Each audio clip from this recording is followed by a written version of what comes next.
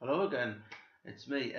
Yes, so soon after my first vinyl collection video, I did say that I do go and get these from car boot sales, markets, things like that, collectors' fairs, very often.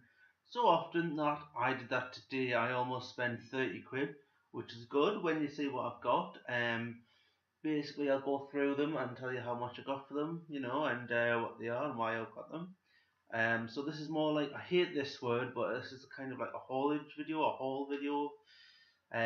What I bought today, show and tell, I don't know what you want to call it. But yeah, I'm just a quick webcam one, just to show you what I bought today. Yeah, I mean, yesterday was more of a comprehensive, like full setup.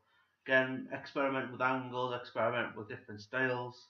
I might do that again another day. But basically, this is what I got today. So moving on. So I'll start with these ones. These are all from the same store, the first few. This one, as you can see, Kiss Animalize, and that is the album by Kiss. I'm sure you know who it is. Kiss in the 1984 album, which has songs like "I've Had Enough," "Into the Fire," "Burn Bitch Burn," "All You Can Take," "Lonely as the Hunter," and then side two's got "Under the Gun," "Murder in High Heels," "While the City Sleeps." Nice, lovely picture of the band on the back. This was Kiss's like post makeup era. They did take the makeup off in the early 80s after the like huge success in the 70s. With like things like what did they have? Detroit Rock City and Rock and Roll All Night. That's the one I'm thinking of. And things like that. And then in the 80s, took the makeup off, kind of trying to be more like Motley Crue or Poison, that sort of band. And it did work. I mean, they did some good tunes. They just had a few good albums. This is one of them. This is the one that you don't really hear about because you usually hear about Crazy Crazy Nights, whereas this was, I'm guessing this was the one afterwards. And this is, yeah, I thought it was quite good. 4 quid for that one.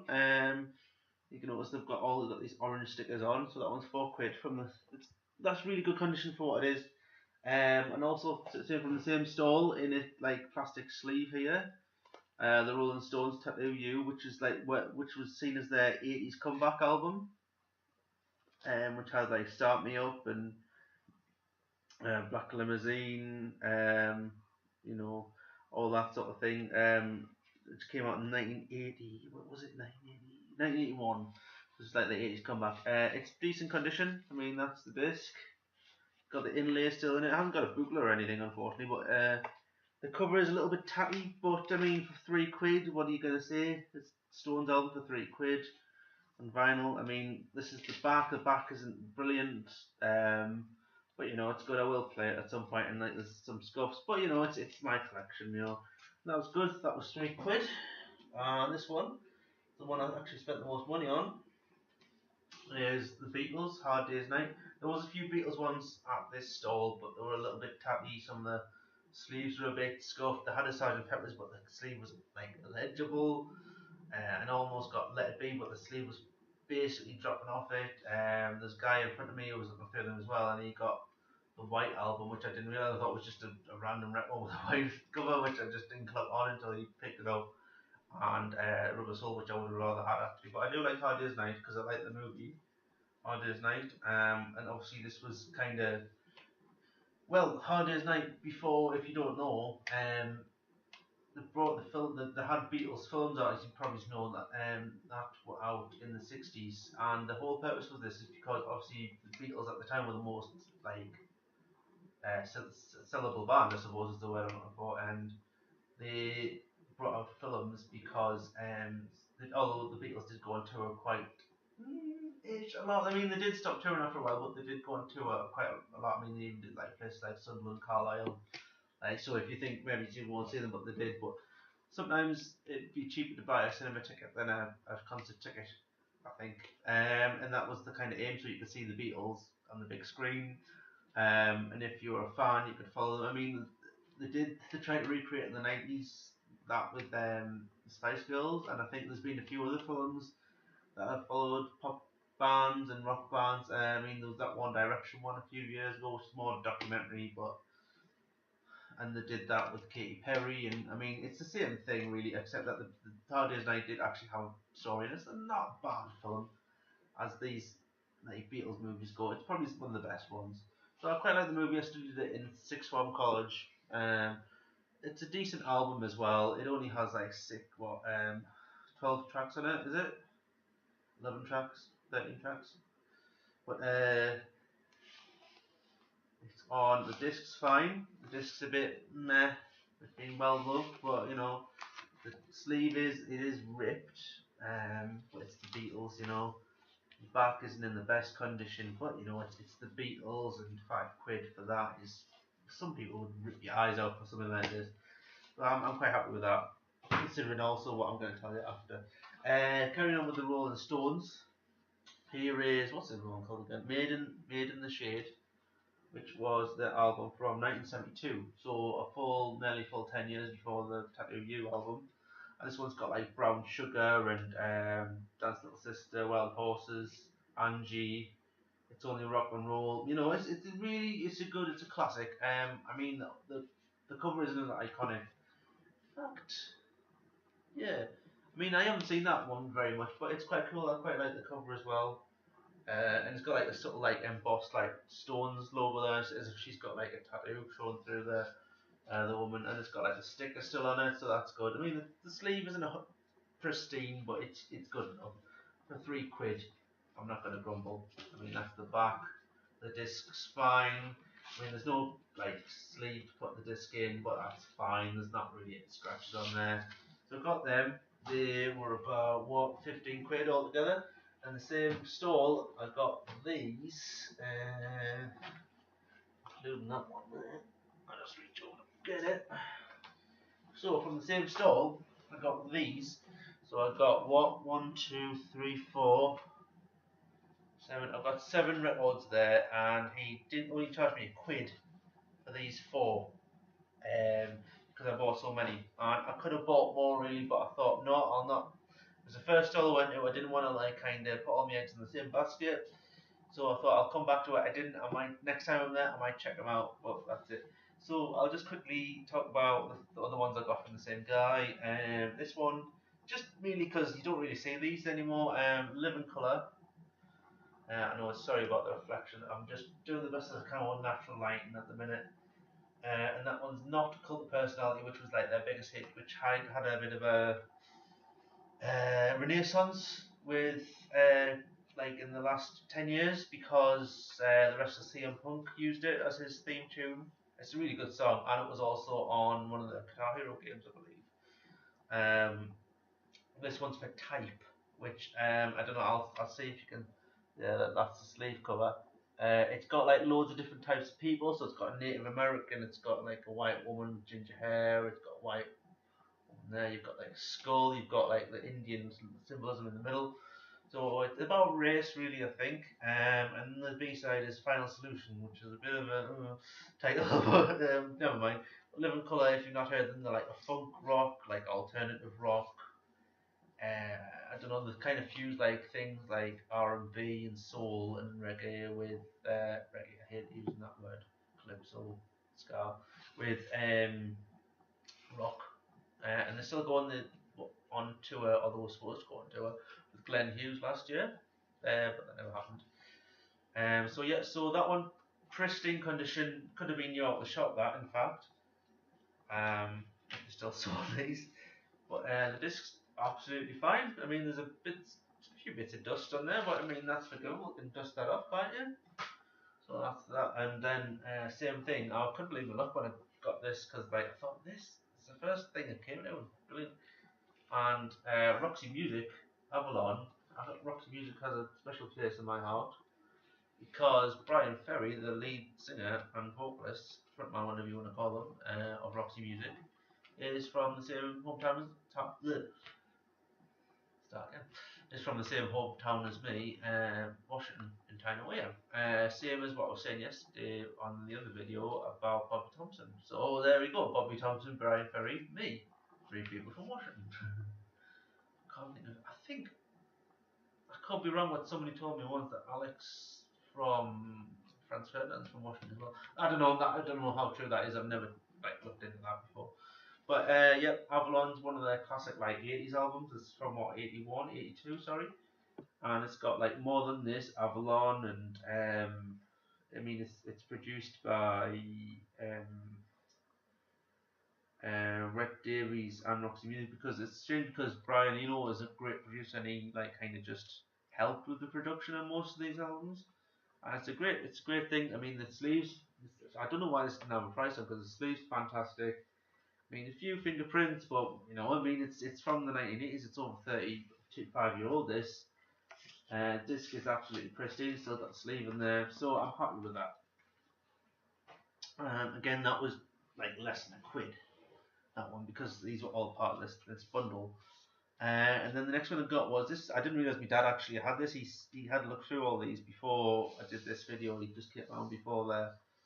He already has this album. I thought I was like finding something different here, but like he's already got it. It's hard, Bad Animals. I'm quite a fan of like 80s rock and soft rock, that sort of era. Any 80s music really I like, so that one's quite cool. And this is the album with Alone and things like Bad Animals, You Ain't So Tough. A few different tracks. I mean, this was released in, where's the year on this one? 1987. So it was one of the later ones. That's the front. It looks brand new. Nothing wrong with that. Same with the back. Fantastic, nice shot of the band on the back. Let's have a look at the disc. Disc's fine. Well, that's the sleeve for the disc. And the disc is absolutely fantastic. A few bits of dust, but we forgive. It was on less than a quid. These are in better condition than the ones that I paid like good money for, you know. So I'm so pleased with these. Why is this not going back in? Silly thing. Come on. Sorry about this, guys. Guys, I hate that. There we go. Little friction there. Yeah, that's going back in there for now. And I found this. My brother actually put in the album and said, "Oh, would you not like this, Neil?" I was like, "Oh, I've already got it," because I just glanced at the top bit. Classic rock classics. I thought, well, that's the one that I showed on my video yesterday, which is called Classic Rock by London Symphony Orchestra. And then I looked at the cover and I thought, what the hell is that thing? It looks like an animal with a helmet on. Strangely enough, it looks like the helmet off the Roxy Music album. I don't know if that's intentional or not. But this is actually, I think, is the second one, the sequel, because this one is the same idea, just it's a more of an elaborate cover and it's got slightly different songs on it. Well, it has got different songs on it. And this one, again, like the other one, Fold Out Gale, Fold in London Symphony Orchestra, as of 1981. And the tracks, I mean, the cover is, again, pristine. I can't believe there's a few creases on there, but I mean, you know, we forgive for less than a quid. And the disc's absolutely pristine as well. I mean, let's have a look. Yeah, the disc, I'm not going to get it out again, that's too much of a faff. But yeah, I mean, it's not split or anything like the other ones. The tracks on this one, I mean, I'll quickly show you the back there, just so we know you can't probably read that. But Get Back by Lennon and McCartney, Beatles. Little by Eric Clapton. Stairway to Heaven, which is Led Zeppelin. Baker Street, which is Jerry Rafferty. I'm sure somebody else did Baker Street. Maybe somebody covered it. But the urban myth going around that, what's his name? The guy off Blockbusters, Bob, give us a peepee, Bob Holness. He played the sax on that album. I don't think he did. I'm not sure. I don't think we'll ever know now because he's sadly passed away. Next track is Another Brick in the Wall. Great. Pink Floyd, if you didn't know. Jet, which is Paul McCartney. Well, Wings, Paul McCartney and Wings. Ruby Tuesday, which is the Stones. Great. I Don't Like Mondays by Boomtown Rats. I nearly said Rolling Stones. They're Boomtown Rats. Bob Geldof, you know. Bright Eyes, which I'm assuming is the one that Simon and Garfunkel did. Might be, I don't know. I doesn't even say it's written by Mike Batt. I don't know who that is. Sorry. And then Hey Jude, which is the Beatles again. Fantastic. So, that again produced by Jeff Jarrett. I didn't know Jeff Jarrett, the wrestler, was a record producer, but it might be a different Jeff Jarrett. I'm assuming it is. But that was from the same store, so all those together, £16. Fantastic. And that was like the big names, right? This next one, actually, really good deal. This was actually, I've took it out now, but this was actually sealed. Like they resealed it with cellophane. It wasn't the original seal because you could tell it was like sort of taped and stuff. But they resealed it quite. It was quite a sweet idea, and it is still in pristine condition. Look at that. Not a spot on. Well, there is, but we forgive. And I don't think she knew much about records because I said, oh, how much for the album? She went, well, I want £2 for the big ones and £1 for the little ones. Okay, well, it's a big one, so I'm guessing I'm paying £2. Jean-Michel Jarre, who does a lot of electronic synthesizer music. Put your tongue back in, Neil. And this was from 1983. So he had most of his albums out in the late 70s, early 80s. So this is like a compilation of all of his like he's more of a composer than a musician, really. Although he did play his instruments, but they're very classical influence. But he uses a lot of synthesizers and computers. I will enjoy playing this later because I know his like Oxygen especially is brilliant. So that one's great for £2. This one, yeah, Space Invasion it's very close to Space Invaders, but it's not. It actually, that's what I thought. Why would you get an album of Space Invaders? There's no music on that game apart from like you can't have an album with that on, and even though I would probably still buy it, just for the cover alone, because that is a lovely, colourful cover, isn't it? But this is actually a compilation I've never heard of before, and I'll just tell you that they've all got a theme. They've all got like a space or a sci-fi theme. So it's got Hot Chocolate, no doubt about it. Theme from Space Invaders, Firecracker by the Yellow Magic Orchestra. I've never heard that one before. Fireball by Deep Purple, Galaxy by War.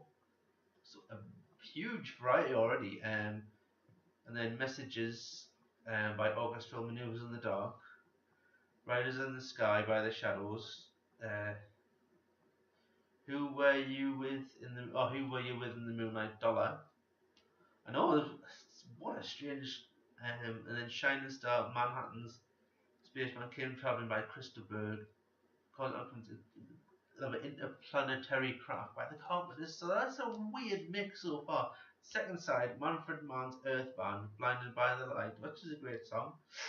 Rocket Man by Elton John, Watcher of the Skies by Genesis, Silver Machine by Hawkwind, Eye of the War by Jeff Wayne and Justin Hayward, which is from War of the Worlds, by the way, that's the connection there. Spacer by Sheila D. Devotion, Forever Autumn by Justin Hayward, Shooting Star by Dollar. Is that on the other one? Oh, Shining Star, sorry. Shooting Star by Dollar. Dancing in Outer Space by Atmosphere. Never heard that. And then Magic Fly by Space. I'm assuming that's not the same Space that did Female of the Species. It might be. I don't know. I don't know much about that band. But this compilation was released in the 80s, I assume. It doesn't say on here actually, but it's quite an interesting one. I mean, this is not old. I mean, the disc's fine. The price for this, that's just the disc's not very like bright, is it? I mean, let's have a look. Copyright 1980, so like early 80s, pretty much. But basically, this guy wanted £5 for all his records each, and they were a load of shit, to be honest. Sorry to swear, but they were shit. And even though they were in good condition, there was nothing. There was like stuff like Foster and Allen and all that crap. And this was there, like on the top. And I said, "Now, come on," and I'll show you the next one. I said, "Come on, I bought this one for £2, and it's in better condition and it's a better album than this." So he was like, "Okay, I'll let go for £4." I went 3. He was like, 350. I went 3. He said, "Okay, 3." And I said, "Thanks very much. I just like to go for unique stuff," as he probably realised. So yeah, I'm very happy with that. I will be playing it probably in the near future. If not, I will frame it. And lastly, well, not lastly, actually, last vinyl record or album is this one.